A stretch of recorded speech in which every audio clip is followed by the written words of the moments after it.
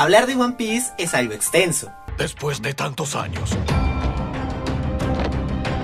al fin tengo los 3. Sí, el Zero y 3D ha vuelto haciendo cosplay para agradecerles por haber llegado a las más de 100 suscripciones. Espero poder seguir haciendo videos que les despierte la curiosidad por los temas sociales y les motive a hacer todo tipo de preguntas, sobre todo las que incomoden al poder. Yo mientras hablaré de todas las monitas chinas que me llaman la atención y espero que ustedes sigan aquí, usando mis palabras para crear sus propias reflexiones. Muchas gracias y sigamos con el video.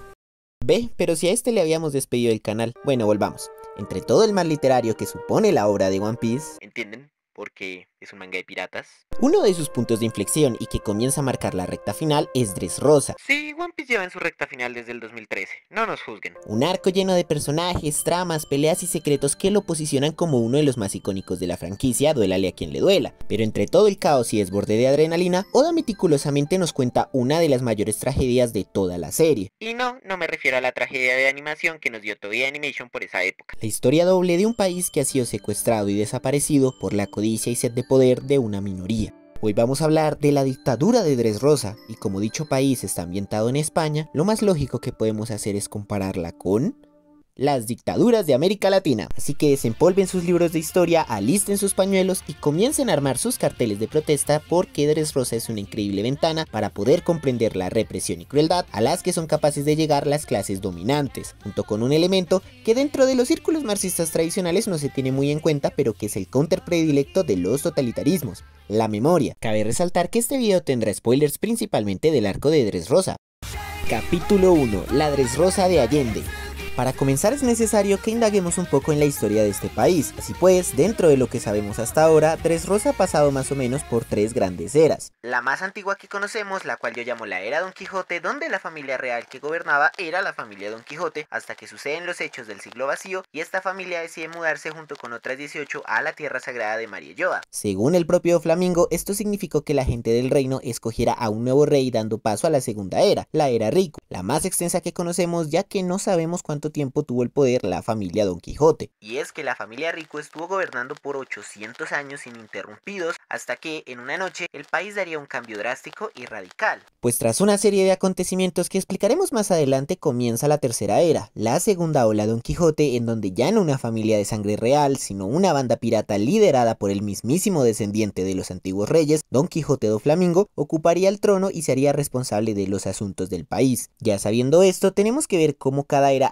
administraba y controlaba el territorio. En la primera era Don Quijote, Dressrosa era un país acomodado, lleno de riquezas y esplendor. No obstante, esto no era igual para todas las personas, pues nos enteramos que la gente pequeña del pueblo tontata era esclavizada por las clases dominantes, y que la riqueza de la que gozaba el país era solo posible gracias a la explotación inhumana, algo que cambiaría rápidamente tras la llegada de la familia Riku, siendo lo primero que hizo este gobierno escogido popularmente el disculparse con el pueblo tontata, aboliendo la esclavitud y comenzando una relación de igual a igual con la gente pequeña. Esta familia creó una ley para compensar a los pueblos oprimidos por el yugo Don Quijote, en donde podían tomar aquello que vieran necesario sin cuestionamiento alguno. Y contrario a lo que algunos youtubers pueden pensar sobre qué pasa cuando al pueblo se le da la libertad de ordenar su territorio, el pueblo tontata ayudó a llenar el país de una vasta y hermosa flora, uno de los elementos más característicos de toda Dressrosa. Es decir, que para el gobierno Riku lo más importante era la paz, no solamente con su propia gente, sino también en términos internacionales, ya que una de las mayores hazañas fue no haber participado o iniciado alguna guerra durante sus 800 años. Así como el último rey Riku, el que conocemos en el manga, Rikudoldo III, era conocido y apreciado por sus naciones vecinas debido a su solidaridad con aquellos países que necesitaran ayuda. Por lo que, al ver estas dos eras en comparación, encontramos una tensión muy fuerte entre la paz y el dinero. La familia Don Quijote priorizaba el lujo y la ganancia sobre el bienestar de la gente, mientras que la familia Riku abogaba por la tranquilidad y entendía la riqueza no como la mera acumulación de dinero. En palabras del rey Tontata, Dressrosa estaba lejos de ser un país rico, pero estaba repleto de riquezas en otros sentidos.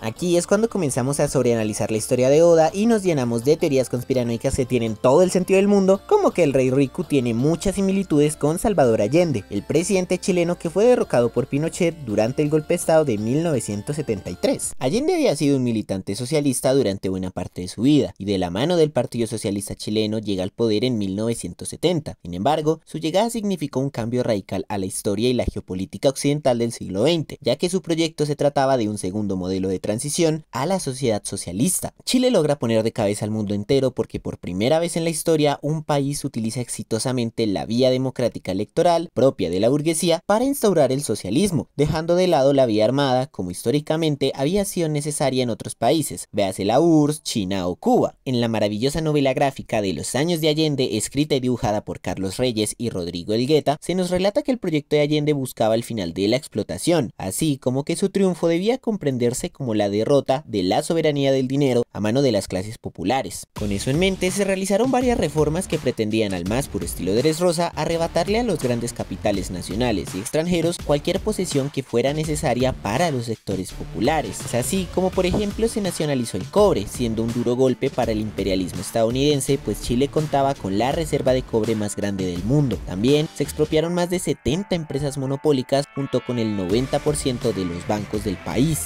Y en cuanto a la reforma agraria, con el gobierno popular de Allende se logran expropiar más de 10 millones de hectáreas, casi la mitad de la tierra cultivable del país. Sin embargo, la novela nos muestra que hubo muchos inconvenientes para lograr hacer lo que se hizo durante estos 3 años que el socialismo intentó colarse en Chile. Había varias resistencias y no es como si la pobreza hubiera desaparecido de golpe, algo que también nos muestra Dressrosa, pues Quirós, uno de los personajes con mejor trasfondo de toda la obra, es precisamente un chico sin familia ni futuro, que ve morir a su mejor amigo y única compañía en uno de los barrios bajos de Dressrosa, donde parece no aplicar la ley ni llegar el bienestar del rey Riku. Quirós, debido a su inconformismo y malestar, decide plasmar su rabia levantándose en armas contra el reino, muy similar a la situación chilena donde las transformaciones de Allende eran a menudo lentas porque debían respetar las formas y trámites institucionales, por lo que varias organizaciones de izquierda comienzan a realizar acciones directas como tomas de tierra, asesinatos a políticos o luchas contra los grupos paramilitares hechos para resistir al socialismo de Allende. Ya saben, si no han tenido un grupo paramilitar no cuentan como país latinoamericano. No obstante, aunque varios sectores de la izquierda chilena e incluso la propia Cuba dudaban de la radicalidad de Allende, sus acciones lograron ser lo suficientemente contundentes para desviarse del reformismo vendehumos de por ejemplo el Pacto Histórico y agitaron lo suficiente el avispero de los yanquis.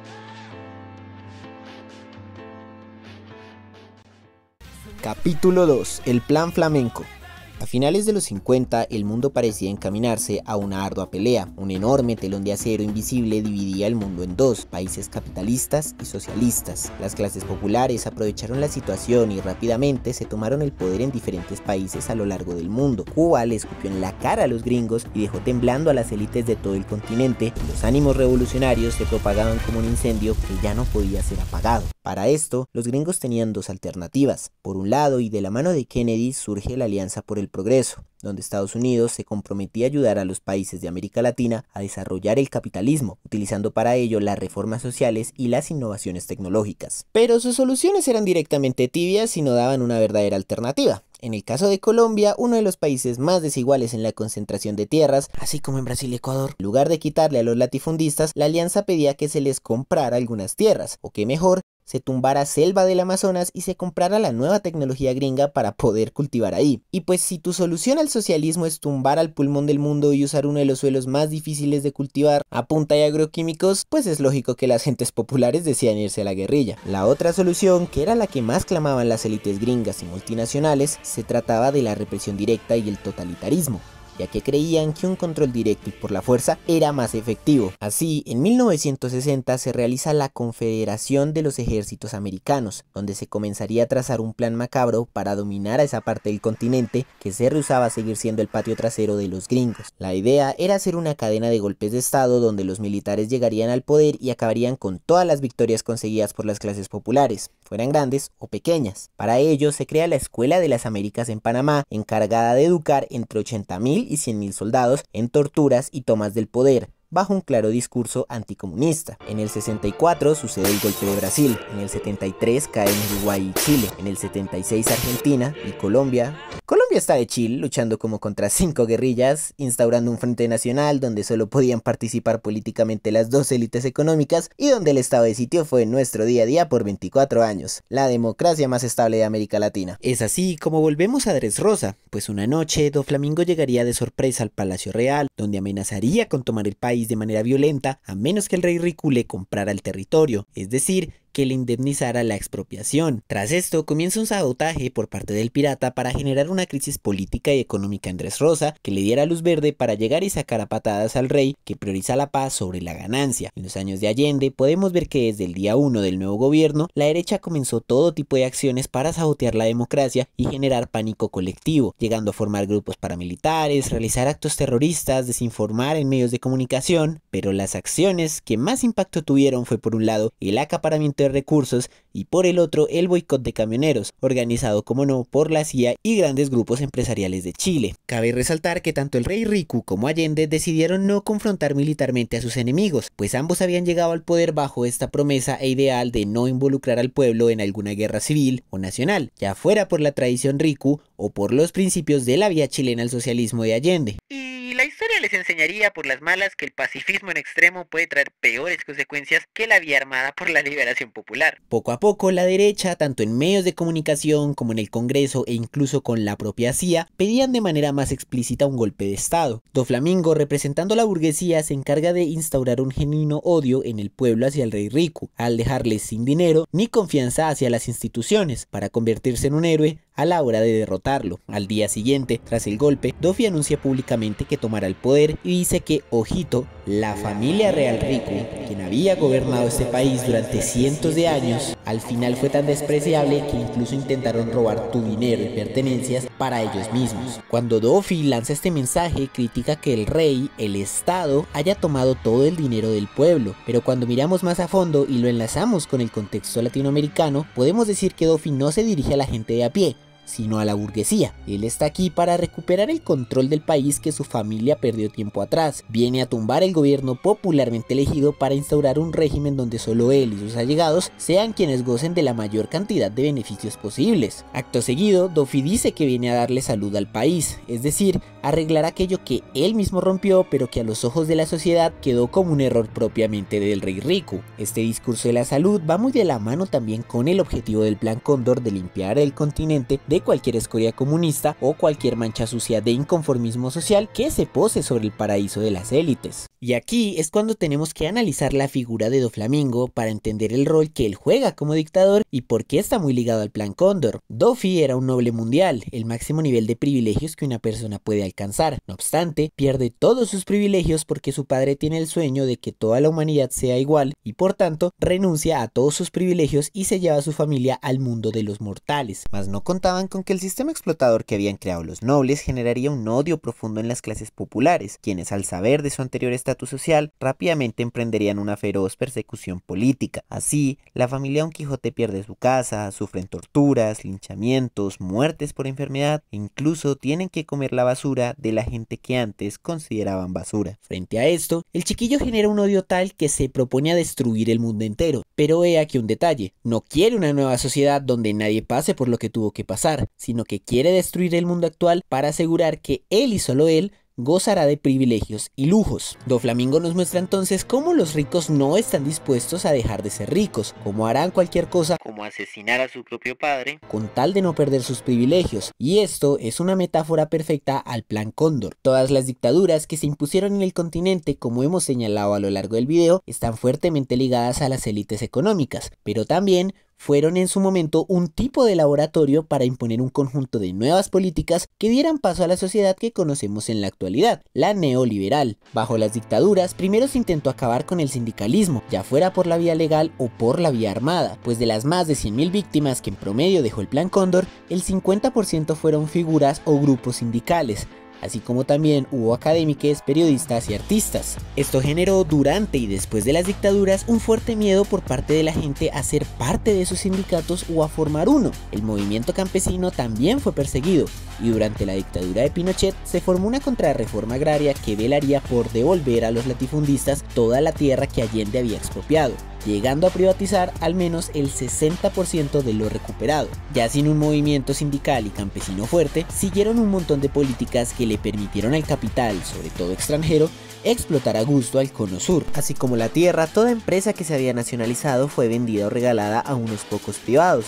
Todas las responsabilidades del Estado, como agua y energía, fueron encargadas a los grandes capitales porque, según los fusiles, los ricos saben cuidar mejor de una sociedad. En Chile el caso fue extremo porque incluso se privatizaron los cuerpos de agua. Ni Monsanto se atrevió a tanto. En Argentina, quien con el peronismo había construido un estado de bienestar que mantenía al 70% de la gente en la clase media, la dictadura aumentó la pobreza y el desempleo. La deuda pública era de 45 a 50 mil millones de dólares al acabar la dictadura. Para que vean el cambio tan radical, cuando Videla llegó al poder, la deuda estaba en solo 5.000 millones. Una herida que aún hoy en día tiene fuertes repercusiones en dicho país. Lo bueno es que el pueblo argentino no permitirá que una tragedia similar suceda de nuevo, ¿no? Y aunque no lo crean, algo muy similar sucede en Dresrosa. Doflamingo utiliza una mano de obra explotada a más no poder y sin ningún tipo de garantías para abastecer por un lado su negocio internacional de armas y por el otro la fábrica de Smile, donde consume recursos naturales y humanos para fabricar mercancías que exportar hacia Guano,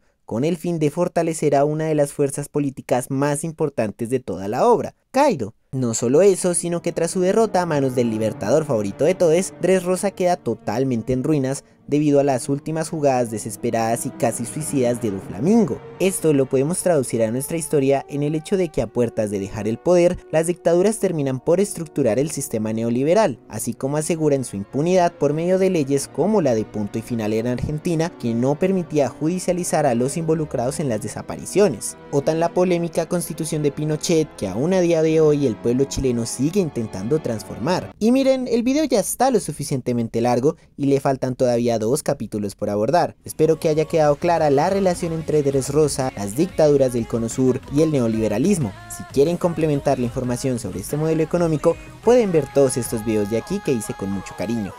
Capítulo 3. Las casas clandestinas de juguetes.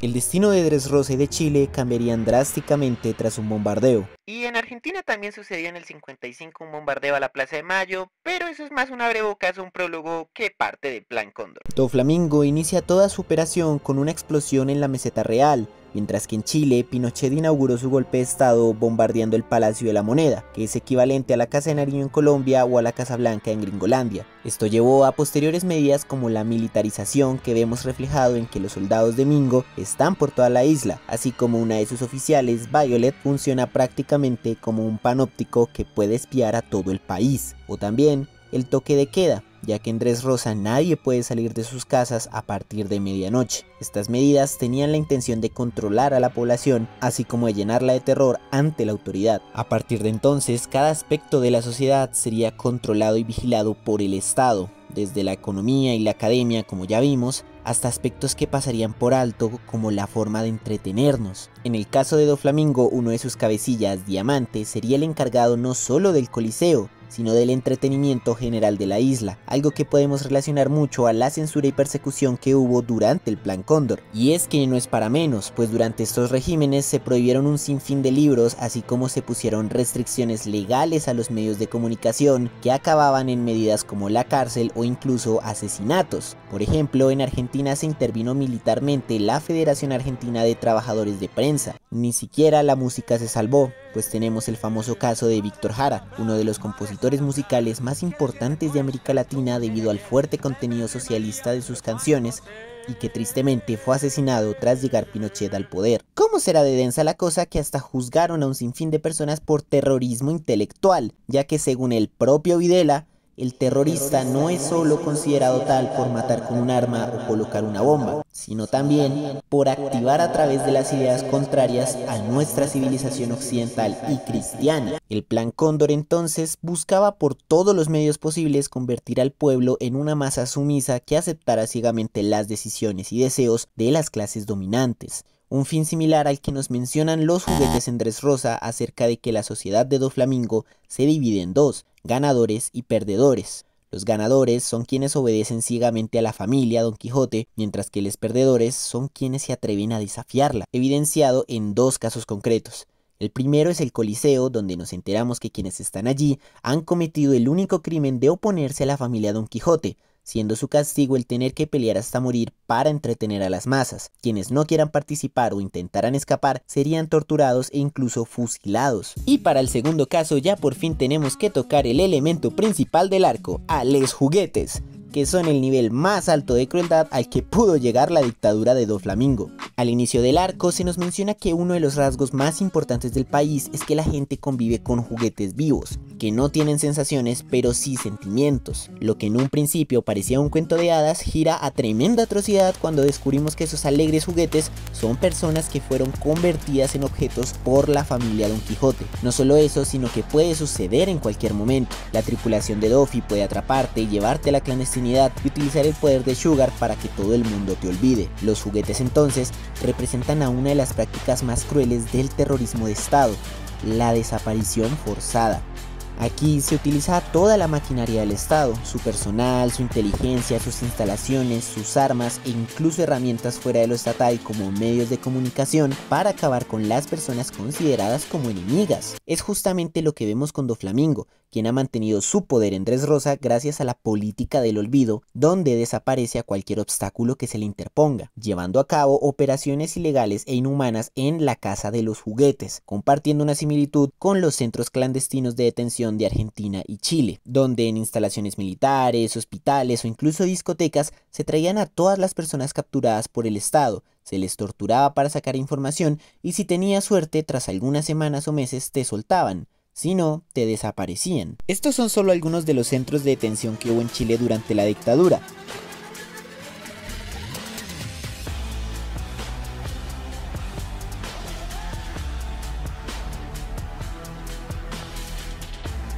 Ahora súmenle los más de 360 centros de detención clandestina que también hubo en Argentina.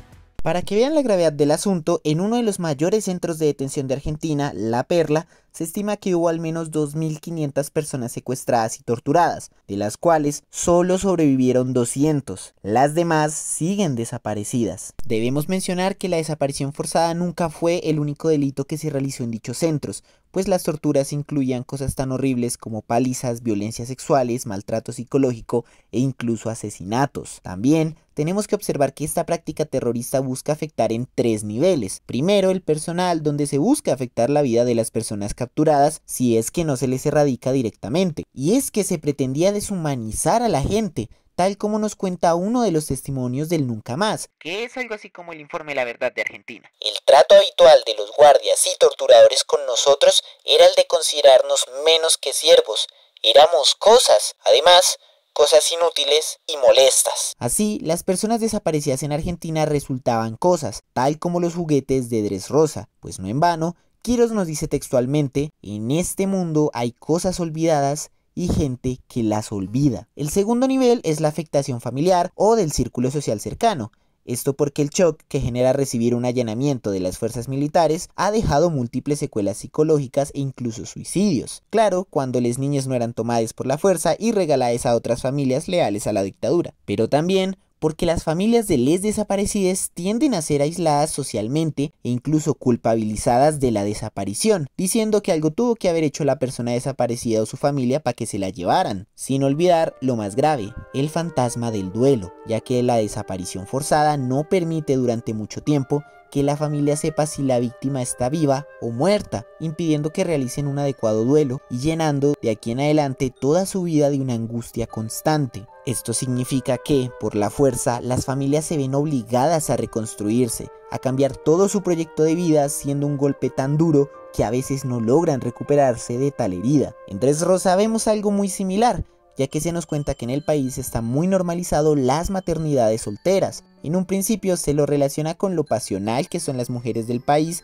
pero después nos damos cuenta que esto se debe a que la mayoría de padres, esposos o amantes han sido convertidos en juguetes. El caso más icónico es el de Kiros, quien se convierte en un soldado de juguete por proteger al rey Riku y oponerse a las fuerzas de Doflamingo, lo que no le permite reunirse con su esposa Scarlet y su hija Rebeca, sino hasta que la primera muere a manos de la dictadura. Definitivamente una de las mejores escenas de One Piece y una con la que más he llorado al ver la serie. Las cifras parecen confirmar esta tendencia, ya que con la información que se tiene, en Chile se estima que el 94% de las personas desaparecidas y asesinadas eran hombres, mientras que en Argentina los hombres son el 79% del total de las personas desaparecidas. Incluso en Colombia, durante los 2000, la era de la seguridad democrática, vemos que la desaparición forzada sigue siendo un fenómeno que afecta principalmente a los hombres, pero que con el paso del tiempo va aumentando la cantidad de mujeres desaparecidas. ¿Un turbio indicador de que hay cada vez más mujeres haciendo activismo? ¿O un turbio indicador de que cada vez es más visible el enorme aporte que hacen las compañeras a la transformación social?